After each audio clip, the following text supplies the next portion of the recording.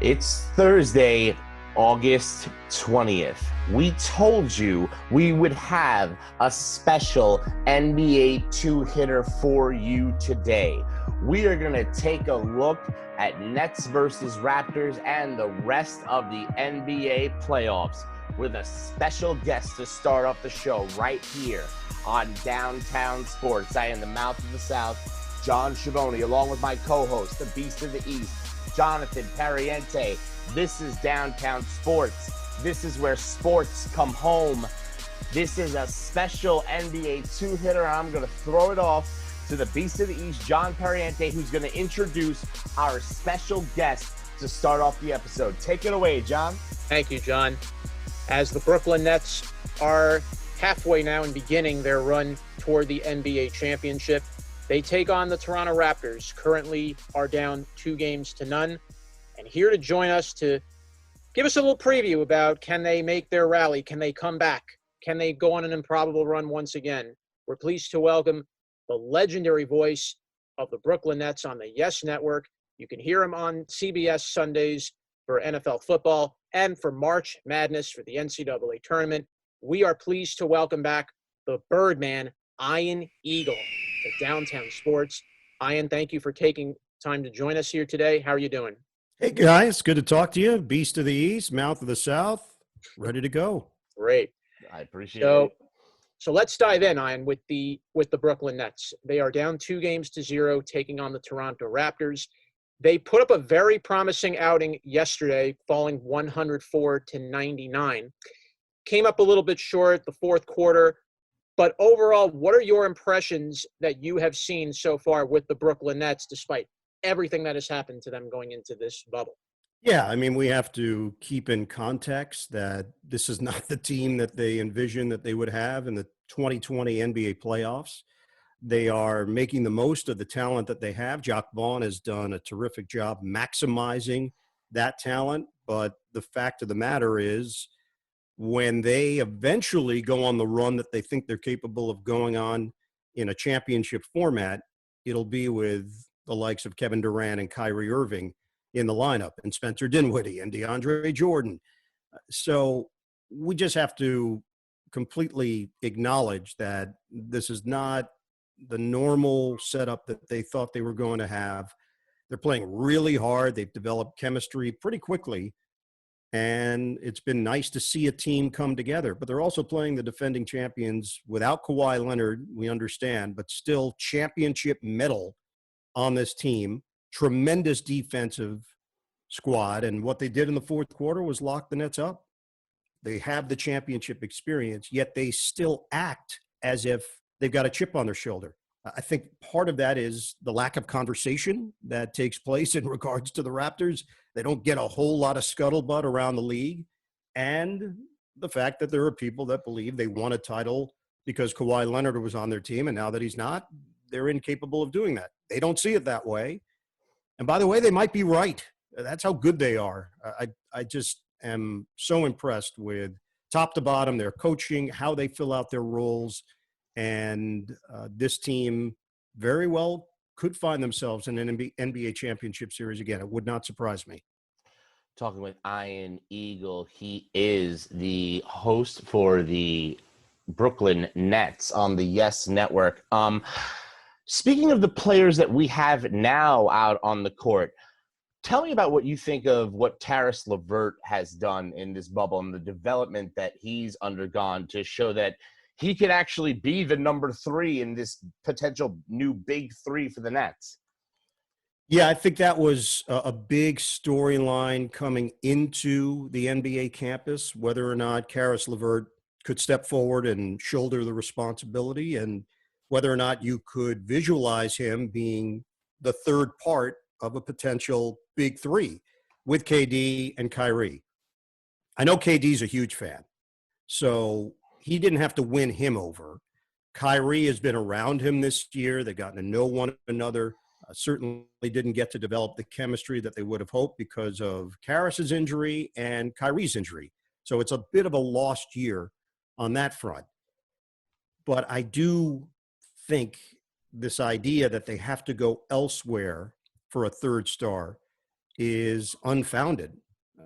Karis LeVert can play multiple positions. He is certainly stronger than he was a year ago, 2 years ago. The confidence level is higher than it's ever been. The only issue with Karis has been staying healthy, whether or not he can stay on the court. And by the way, KD and Kyrie are going to face the same exact questions next year. So in my mind, it's been settled. Now, unless they just get blown away by a deal with a player that they so highly covet, that's the only thing that could change it. LeVert is starting a new contract, so you don't even have to deal with contract terms. He is signed. He is in. And in the NBA, we know that's gospel. That means a great deal. If you know that you have got someone secured for multiple years in this league, that goes a long way. So, yeah, to answer the question, I think LeVert has certainly risen to the occasion. And my sense would be the Nets would like to see a healthy Durant, a healthy Kyrie, a healthy Karis, and determine what that all looks like moving forward. Talking with Ian Eagle, the Birdman. I want to also follow up with Jacques Vaughn as well. It's been a very interesting journey for this whole Nets team. Kenny Atkinson was let go during the season. Weren't sure where the Nets were going to go under Jacques Vaughn, but he really has done a good job getting the Nets ready for these playoffs and getting them here. What is your view on how Jacques Vaughn has handled kind of taking over the role of interim coach? And could he be somebody maybe the Nets think about bringing back next year? He's been exceptional. He's been everything that they could have hoped for in unifying the team, in his philosophy. They've changed their offense. It's not the same that it was under Kenny Atkinson. It looks different, a lot more mid-range shots.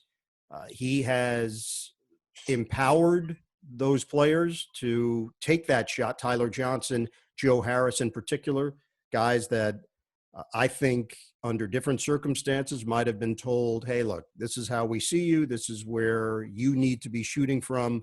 Joe Harris driving more to the rim, more mid-range shots for Joe. Unfortunately, Joe had to leave the bubble for a personal reason, so we're not going to see him the rest of this series.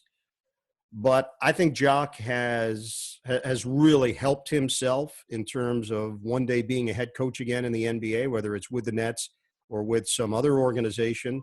It really is based on what the Nets are looking for. And if ownership, management, both KD and Kyrie are all on the same page, then they've probably had these discussions. If not, then some of these discussions still need to take place during the offseason. Is it a big name coach? Is it somebody that's won a championship? Is it somebody that can manage the big star mentality that comes with being an NBA head coach in this day and age? I don't know. I don't have that answer. I don't know if they know themselves quite yet. But if we're just asking, has Jacques Vaughn helped himself? Absolutely.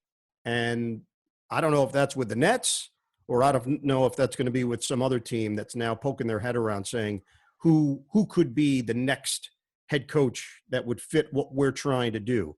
Jacques Vaughn has conducted himself and has carried himself as a head coach. You know, he has done a job that I definitely did not expect him to do in that bubble. When Kenny Atkinson got let go, I think me and a bunch of other Net fans literally had like our hands on our chests. We were like going, oh, really? Why are they firing Kenny Atkinson? We had no idea why. Then Jacques Vaughn comes along and you see what he did in this bubble. It's just unreal. But the next question I have for you is, what about the rest of the cast of characters on this current Nets team? Guys like Hollis Jefferson, guys like Caruth, guys like Cabarrot. Where do you think some of these players are going to fit into the new look Nets once they get Kyrie and Durant and DeAndre all on the same floor together with LeVert, with Dinwiddie? Who do you think out of this bunch of Nets that we're seeing in the bubble sticks around to next year? Yeah, the obvious question that the Nets have to deal with is Joe Harris. He's a free agent at the end of the year. They know that he fits what they do, and his services will be highly coveted. So uh, it's going to be a matter of money. There's no two ways about it. Are the Nets willing to pay the number that other teams would be willing to pay? We saw what JJ Redick has gotten on the open market. His were not long-term deals, but he had a $22 million deal to play with the Philadelphia 76ers and then signed on for a 2-year deal with New Orleans. And I think Joe is of that ilk. He is no longer just a three-point shooter. Joe has rounded out his skills, and I know for a fact the Nets recognize how important he is to the team, not only on the court, but off the court as well. Just about as nice a guy as you're going to deal with, and a professional hard worker. So you'd like to see players like that rewarded, players that developed in your culture make the kind of money that NBA players on the high end can make. And the Nets can use that as a way to attract other players that, look, if you come here, this is what can happen. That to me is a live and lucrative billboard to show to other players and other agents. Timothé Luwawu-Cabarrot has been a revelation for this team. Yet again, development. They were using him in the G League. They gave him a deal when nobody else would. He is signed for $1.2 million next year. This is very similar to Spencer Dinwiddie and what happened when they signed him. They got him at a bargain basement rate because he needed a spot in the NBA to prove he belonged. And then he outperformed his contract. Dinwiddie eventually was rewarded. Timothé Luwawu-Cabarrot will have a spot on this team next year. They love his versatility. They love the fact that he's just scratching the surface offensively. He's a great cutter. He can put the ball on the floor. He can make the three. He can guard multiple positions. He fouls a lot. That's going to be the one area that they have to improve upon. Jared Allen, homegrown talent, another one that got to Brooklyn and had ability, but they've harnessed it. And he's been a willing pupil. He works hard at his game. It's just funny how it works sometimes, not just in the NBA, but in all sports, where a player gets a certain rap and it sticks with him early. So the rap on Jared Allen when he came out of college was talented player, don't know if he loves basketball. And that's a scout that threw it out there, and then it stuck. And that's really unfair. He's maybe not the typical player that all he thinks about is basketball. He has balance. He has interests in other things, and Brooklyn has been a perfect place for him because Brooklyn is not boring, and I'm talking about the borough of Brooklyn, and the fact that he can explore non-pandemic. It's one of the most interesting places in the world. So I think it's been a really good fit with Jared. They believe that he can reach all-star status, that he has a chance to be an all-star center in this league. So those are the priorities of the players that have stood out. Chris Chiozza is a player that prior to the quarantine showed some signs, and then in the seeding games you saw a glimpse here and there, but he has not been a huge part of the playoff rotation. Tyler Johnson would be the other name that I would bring up. He is a player that Sean Marks had interest in from the day he got the job, and he made him the huge offer. Miami matched it.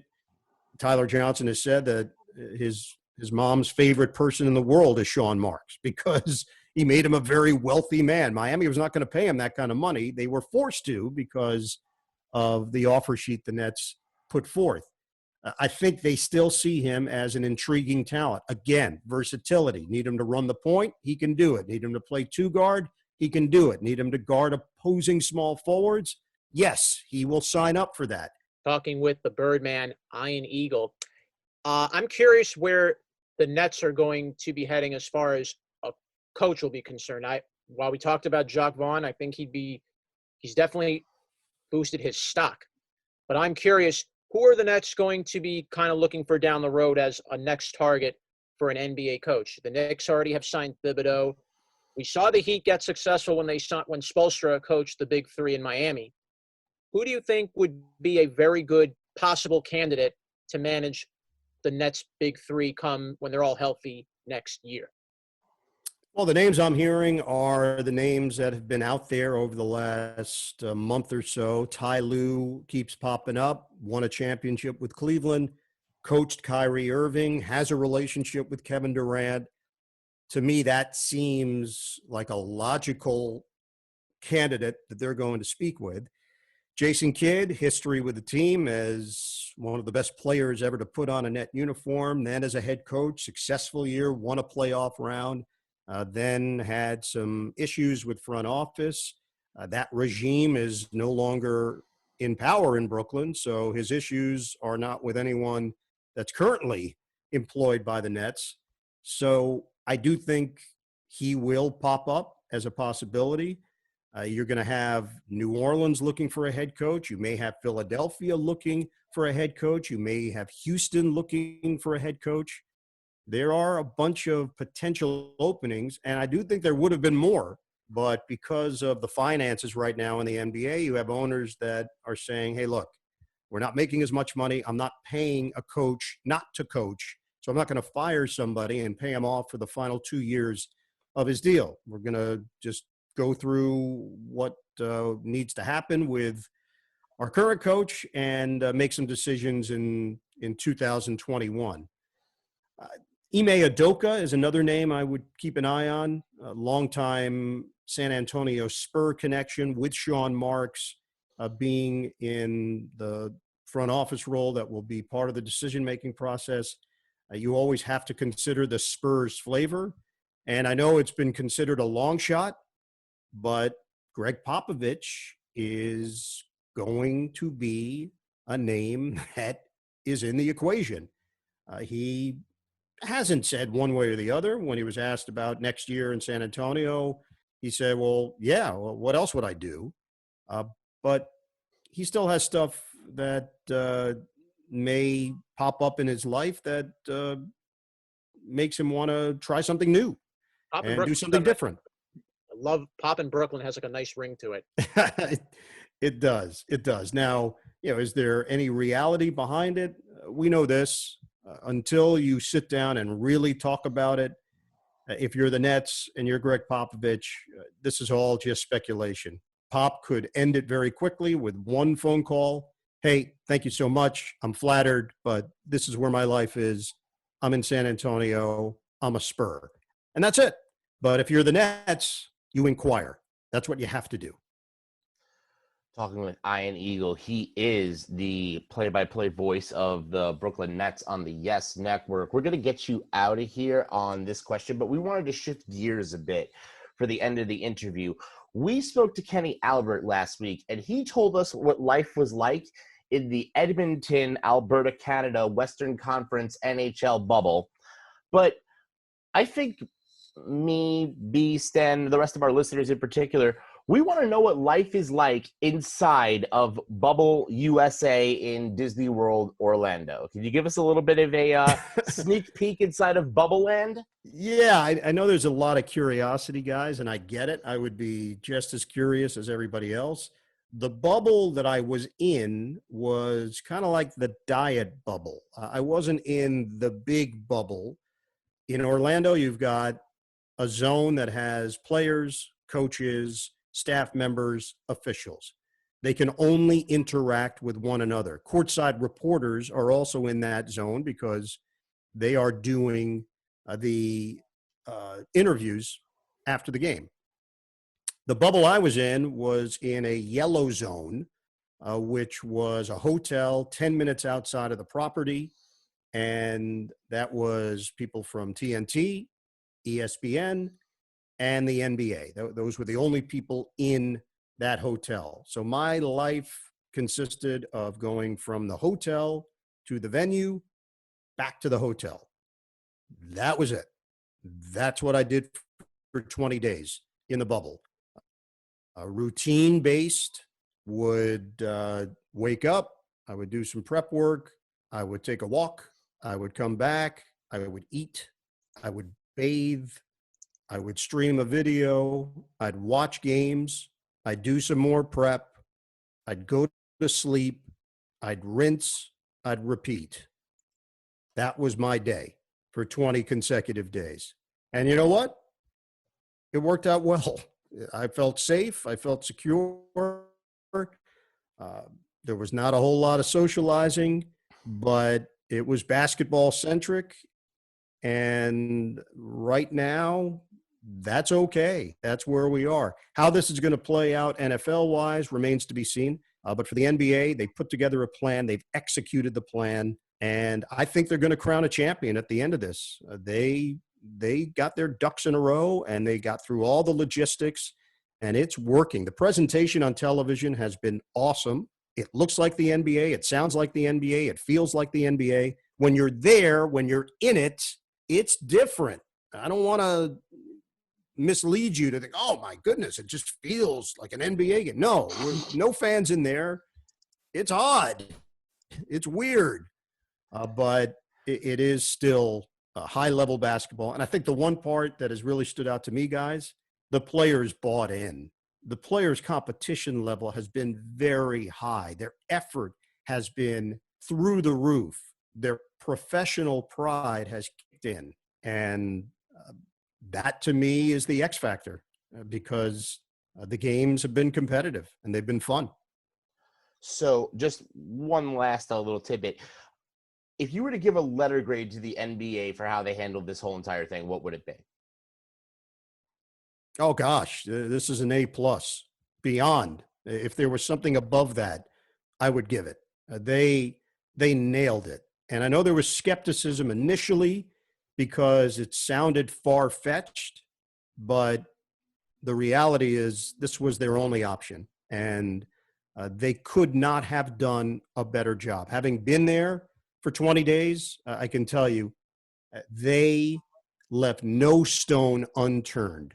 They are very detail-oriented. And I can't say I'm shocked, having been associated with the league for 26 years.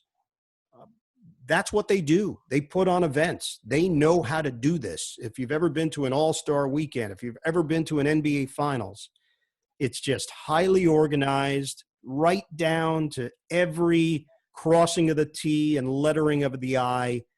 They've got it covered. And this thing has worked. They should be applauded. Ian Eagle, the Birdman, the voice of the Brooklyn Nets on the Yes Network. We hope the Nets will hopefully can maybe rally in this series. Maybe they'll extend their run a little bit more.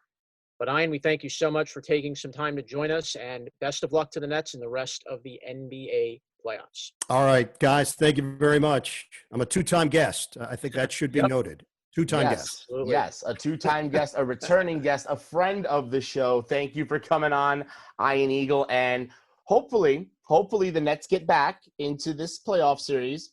Maybe they make a Cinderella run to the finals, and then we can find out what you and your son are going to bet on when you're calling opposing games against each other. Has that happened yet? We've had a Noah versus Ian game. Maybe Noah puts a little bet to Dad. Maybe no.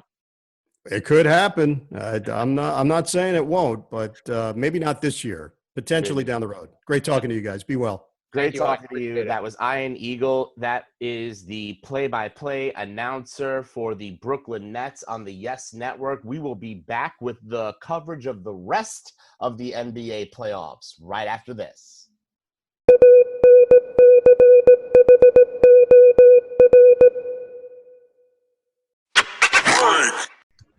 And we're back. This is Downtown Sports on the Mouth of the South. John Schiavone along with my co-host, the Beast of the East, Jonathan Pariente. We just had a great interview segment with the one, the only, the Birdman, Ian Eagle, talking to us about the NBA bubble and what is going on with the Nets and the Raptors.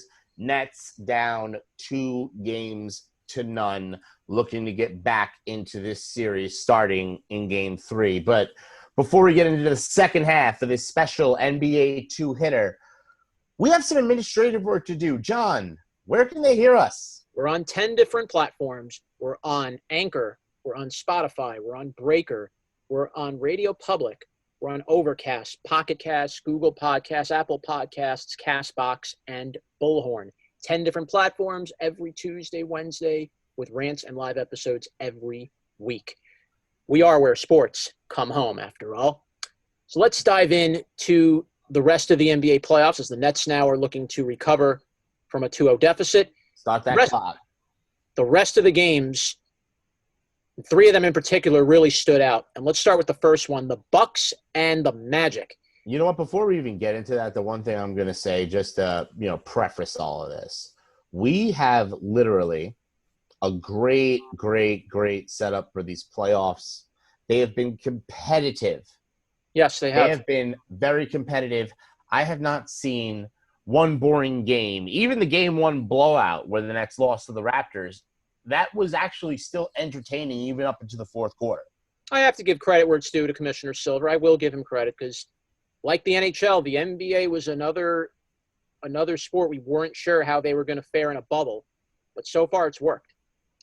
So let's dive into the Bucks and to the Magic. And this was a very interesting game. The Magic came out swinging from the first quarter, and they were able to hold off the mighty Bucks and Giannis Antetokounmpo 122-110. And you really have to give the credit to Nikola Vucevic, who led the way with 35 points. So kind of now leads me to wonder, the Magic were able to do this to a Bucks team ranked number 1. Can they keep it up? Or this was just a little blip in the radar for Milwaukee? I'd say blip in a radar because if you think about it, look at the game. Orlando hit 50% from the floor almost, 49.4. So practically they hit half their shots from the field. Okay. They hit almost 40% of their shots from 3. They rebounded as well as the Bucks did, and they had less turnovers than the Bucks. Yes. When is the last time in a serious situation you've ever seen a team keep up with the Bucks in rebounding, keep up with the Bucks in terms of turning the other team over, and keep up or surpass them in shooting percentage or three-point percentage? It's very incredible. And I'm going to be very curious to see if the Magic will keep this up for the rest of this round. That would be very curious. I'll tell you what it looks like. The Magic look like a team that had a plan, that they spent months knowing who they were going to play, because we've been talking about it all throughout this break. The East was basically set. It was just a matter of where were the Nets and the Magic going to be between 7 and 8. Unless the Wizards won 8 games in a row and did some magical stuff, you were not going to see that. Unless you saw the Wizards go on some sort of Phoenix Suns run. But even then, they wouldn't have made the playoffs anyway. So, here's the thing. The Magic have been playing serious games this whole time, and they also knew who they were going to be playing against in round 1. If you don't think that they had game plans after game plans for how to attack this team in game 1, I mean, they've been spending months knowing that they're probably playing the Bucks. Well, let's see if for the Bucks, this will be a little bit of a wake-up call for them. Well, here's the thing. I'm going to tell you what I think is going to happen. Just quick tip. If you are of the betting sort, bet this series. Pick the Bucks. The line isn't going to be higher. You're not going to make more money on that pick than you will right now. Pick the Bucks. Just go ahead. Go ahead and do it, because here's the thing. Giannis Antetokounmpo is going to find a way to get around what the Magic did to him in game 1. What happens when a great team goes into a series, the team that they're playing against will have a plan. Stealing game 1 is the only way a team like the Magic could have a chance against the Bucks. Just like the next series we're going to talk about in a second. I'll hand it off to Beast for that. But the same for that series is the same for this. If you're a championship team, you're going to find a way to counter what that strategy was that Orlando put forth in game 1. It's time to see if the Bucks have actually grown up in terms of playoff readiness, or are they still that team that looks real good in the regular year but just can't get it done in the postseason? We'll find out. On that note, let's see if the Lakers can kind of copy that sentiment. They dropped a 193 loss to the Blazers, who came out of the gate, again, just like the Magic did. They came out swinging early, And the Lakers just did not have an answer. They were 15% from three-point range. LeBron James was held quietly. Anthony Davis was shut down. Damian Lillard, CJ McCollum, Carmelo Anthony chipped in. Nurkic chipped in. What did Carmelo Anthony chip in? He shot 3 of 11. About 11 points is 11 points. However, 11 points in 38 minutes? he didn't have to carry the team. He had a double-double anyway. He had a double-double. Mm-hmm. But at the same time, yeah, Nurkic had a double-double. Lillard had 34 points. McCollum and Everyone Lillard on this carried the team knows their role with the Blazers, John. This Yes, is the they big do. seriousness about it. And this is where the Lakers could be in very serious trouble. They took the Blazers for granted in Game 1. They do that again in Game 2. You think LeBron's not going to start panicking, getting a little nervous? I'm just going to give everybody a big clue as to why the Lakers lost. Please. Anthony Davis, 8 for 24, 0 for 5 from 3. He hit 12 free throws, though, so Yes. guess that was good. So, in reality, he actually scored about 16 points on the floor. LeBron James, 9 for 20, 1 for 5 from 3, 23 points, 4-7 from the free throw line.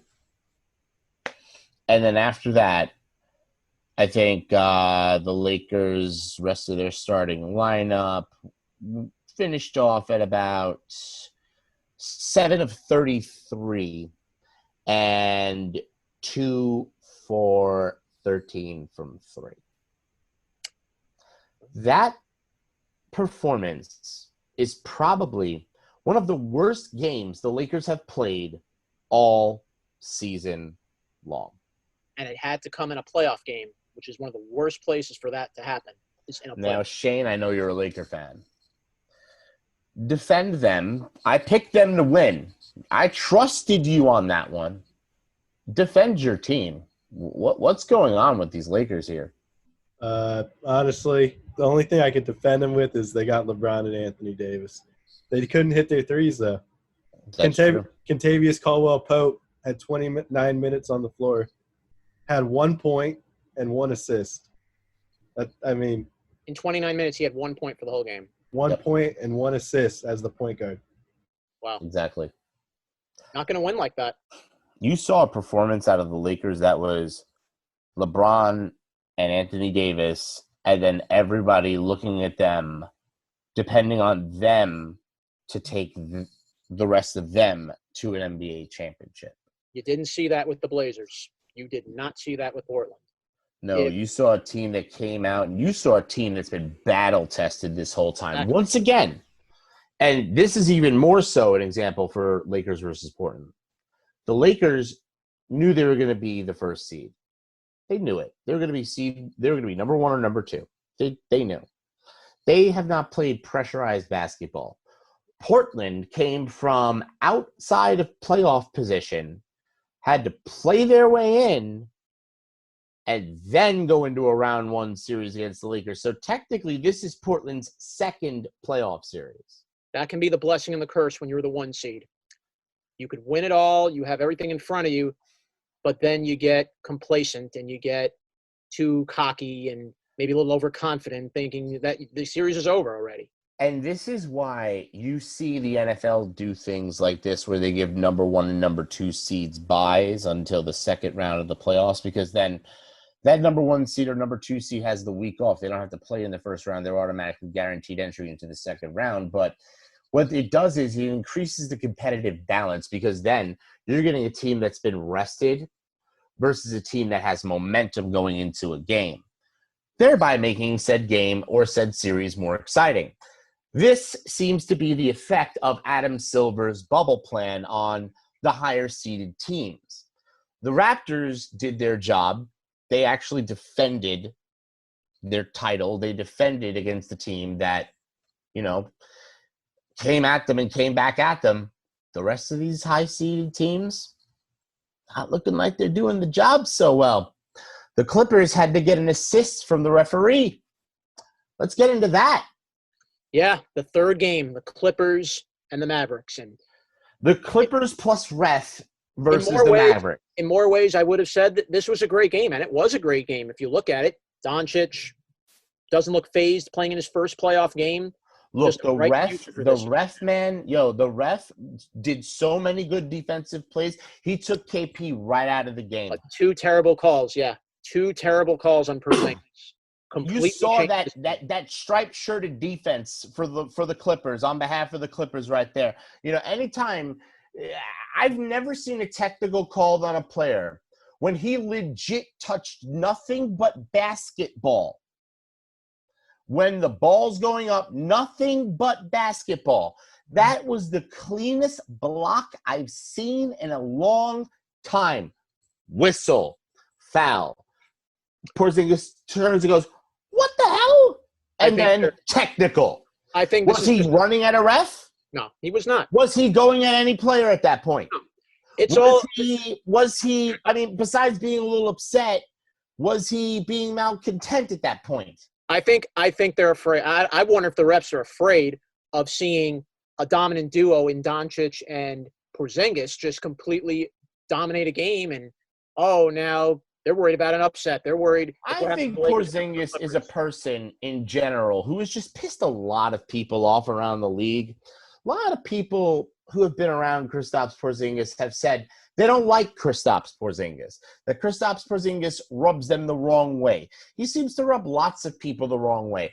I'd assume he's done so to referees in the past. Therefore, if he were to commit a certain play, they're going to be faster with the whistle on KP than they would otherwise. Unfortunately, this has now turned into the reason why the Clippers won game 1, at least according to everybody who's reporting on it. Forget the fact that the Clippers played a good game. Forget the fact that it was a back and forth struggle, and it was such a competitive game that you knew you were going to get games like this between the Clippers and the Mavericks. You knew this was not your normal 2 versus 7. And then the ref has to go make a story out of it by calling the most ticky-tack technical I've ever seen in the first technical. Technical 2, though, you don't run up and push another play. Technical 2 made sense. Technical 2 was fine. I didn't have an argument with that one. But this is the problem with the NBA today. It's the biggest problem. The referees are being way too soft and not letting the players play. Look at the NBA back in the 1990s for a moment. Look at the days when you had Patrick Ewing and Charles Oakley. Look when you had David Robinson and Tim Duncan. Look when you had Dennis Rodman and Michael Jordan. Mm-hmm. When you knew you were playing those teams, Reggie Miller of the Pacers, I'll add that one there too. Mm-hmm. Look what happened when you went into those games. You had to bring your big boy pants on with you. It's a man's game. You were going to play big men in that game, and you better be ready to stand your ground to them because they probably will play physical on you. Not probably. They will play physical on you. And like a bully in the backyard, you have to be able to stand up to them. I'm totally convinced that Dikembe Mutombo would have been thrown out of today's NBA by now.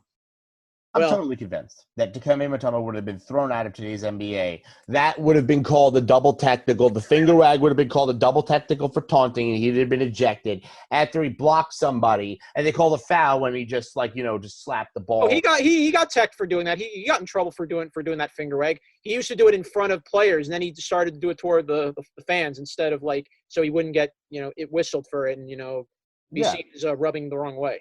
And now we've went from you can't put finger wagging in front of people's face to you can't swing your right arm and snap your fingers and look like you're upset about getting a BS call given to you. Then you're going to get a technical foul. You see the problem with the bubble plan? There's only one issue with the NBA bubble, and I think the referees are making it, and this needs to stop immediately. Okay, what would it be? The referees have generally allowed playoff basketball to get more physical every single year. You start to see more of that physical style of play like back in the 90s because the casual fan isn't necessarily watching every regular season game.